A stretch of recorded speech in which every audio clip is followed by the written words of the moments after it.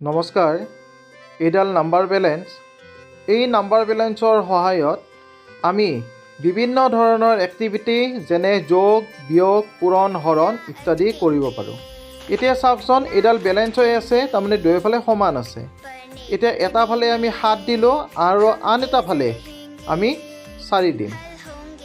7ৰ ফালে হালি আছে, গতিকে আমি কি গম পালোঁ, 7টো 4তকৈ ডাঙৰ বা 4টো 7তকৈ সৰু। এতিয়া দুয়োফালে 7 দিয়াৰ লগে লগে সমান হৈ গ'ল। এতিয়া তোমালোকে 8ৰ পৰা 4 বিয়োগ কৰিলে কিমান হয় চোৱাচোন। 6 হ'বনে? আমি 6 দি দিলোঁ, এইফালেতো বেলেঞ্চ নহ'ল, হালি গ'ল, গতিকে 6 নহয়।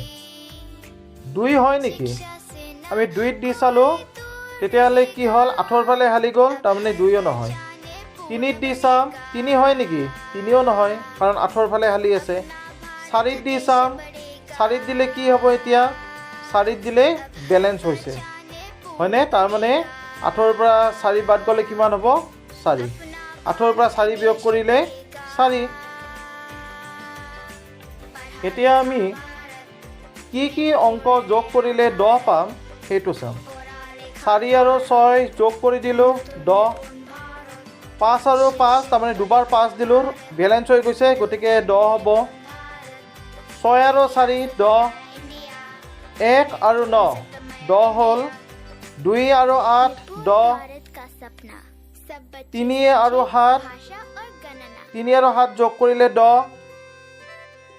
9 আৰু 1 যোগ কৰিলে 10, 8 আৰু 2 যোগ কৰিলে 10, 7 আৰু 3 যোগ কৰিলে 10। এনেকৈ আমি 3টা ভৰ দিও বিভিন্ন প্ৰকাৰে আমি 10টো পাব পাৰোঁ। তোমালোকে চাবাচোন। এতিয়া 4ত 2 গুণ কিমান হ'ব সেইটো চাম। 4ত 2 গুণ 8। 4ত 3 গুণ কিমান হ'ব? 4ত 3 গুণ 12। কেনেকৈ পালোঁ? আমি 8 আৰু যোগ 4, নতুবা আমি 10 যোগ কিমান দিব পাৰোঁ? 2। গতিকে 4ত 3 গুণ কিমান হ'ব? 12। এতিয়া আমি 18ক 6ৰে হৰণ কৰিম। 18ৰ কাৰণে 10 যোগ 8, 18 হ'ল। আমি 6 কেইটা দিব লাগিব? এটা দিলোঁ, হোৱা নাই। 6 দুটা দিলোঁ, হোৱা নাই।